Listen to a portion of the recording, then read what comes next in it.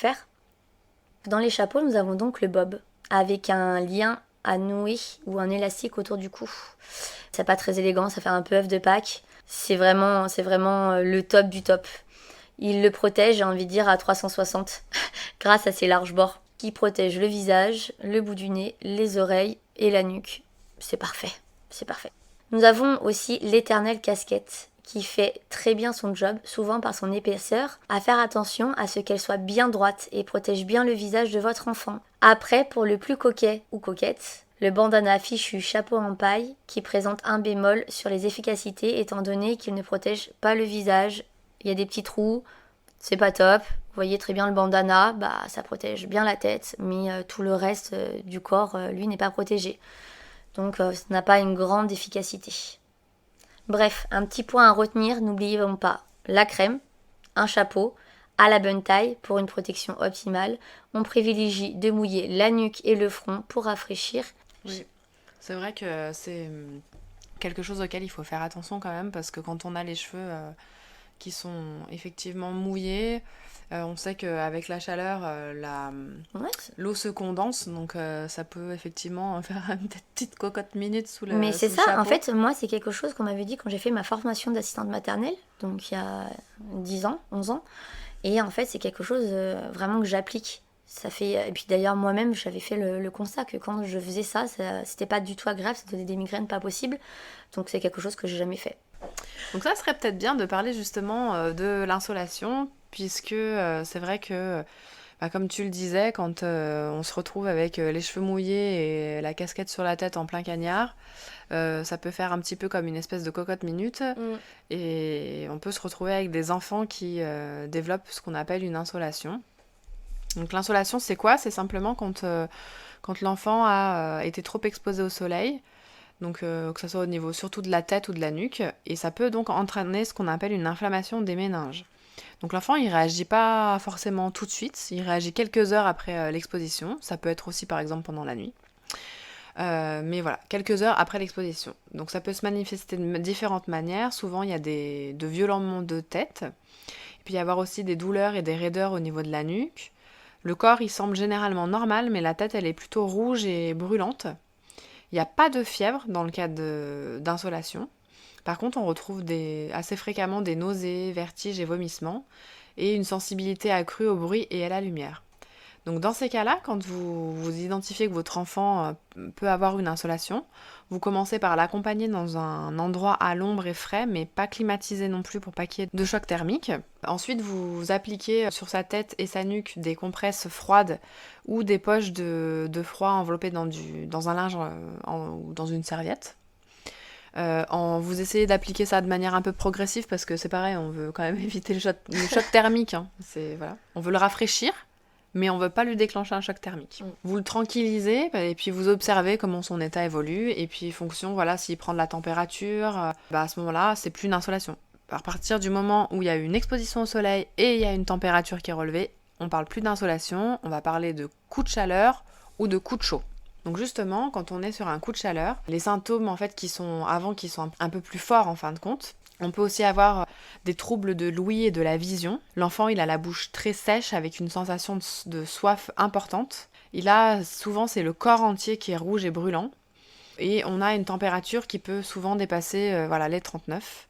Par contre, si l'enfant il transpire, c'est plutôt bon signe. Ça veut dire que son système de régulation thermique il fonctionne toujours. Donc là, on est plutôt content si on voit que dans ces cas-là, l'enfant transpire.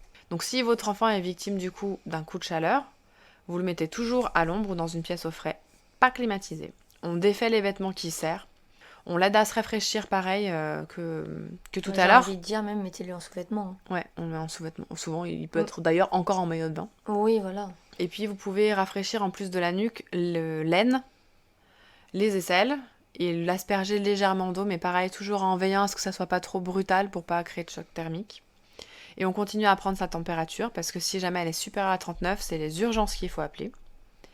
Et pareil, si l'enfant il semble un peu confus ou un peu amorphe, qui réagit pas trop, vous lui surélevez les jambes et là directement aussi vous appelez pour avoir une consultation médicale où vous avez les urgences.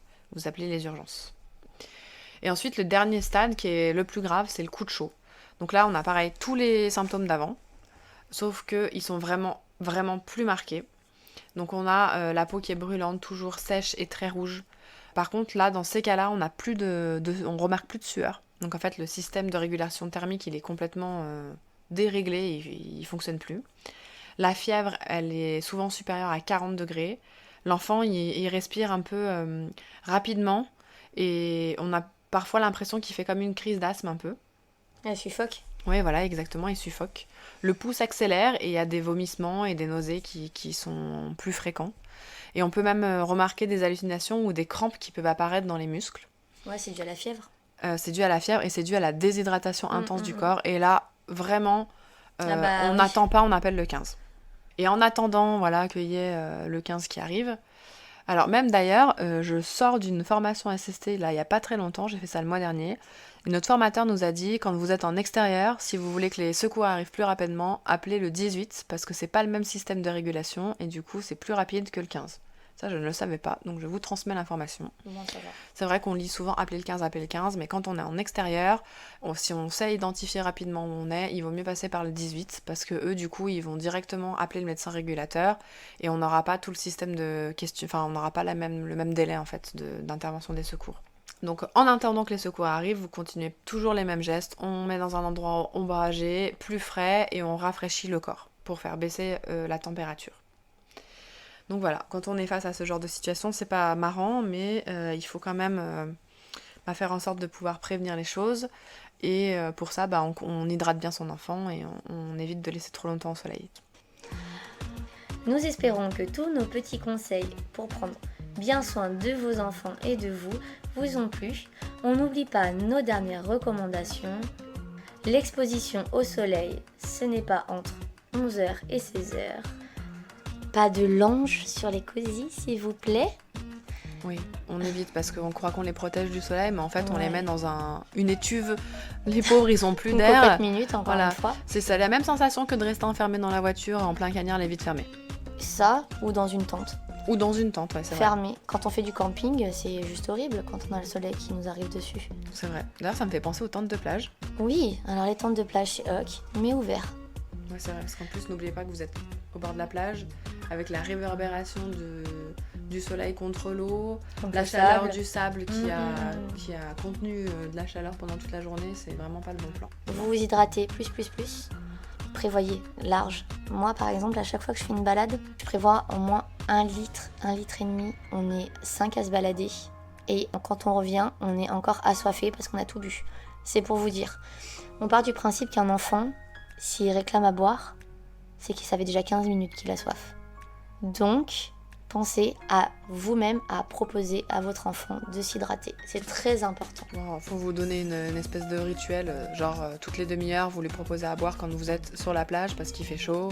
Et sinon, en temps normal, c'est toutes les heures, toutes les heures et demie. Et puis c'est pas parce qu'il se baigne qu'il s'hydrate. Hein. Attention, faut faire la différence.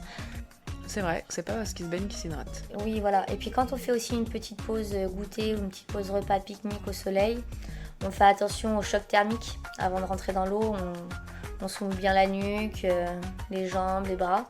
C'est vrai. Et on n'oublie pas le chapeau, les lunettes de soleil, le t-shirt anti-UV accouplé avec bien sûr la crème solaire sur les parties qui ne sont pas recouvertes par le t-shirt anti-UV. Tout à fait. Et je crois qu'on a fait le tour de tout ce qu'on avait expliqué en amont. C'est ça ? C'est ça. Et nous vous remercions de nous avoir écoutés. On se dit à très vite pour un prochain podcast. Et n'oubliez pas, pour nous suivre, c'est très facile, le hashtag La Boîte à Maman sur Facebook et Instagram. Et pour nous soutenir sur SoundCloud, parce que vous êtes nos meilleurs ambassadeurs, il suffit simplement de nous laisser un petit commentaire sous les podcasts que vous avez écoutés pour donner envie aux autres de faire de même. Et bien, encore une fois, merci à tous pour votre écoute et à très vite pour le prochain podcast. Grossesse, conseils, ensemble, maternité, astuces, parentalité. La boîte à maman. Bah oui, c'est la boîte de maman.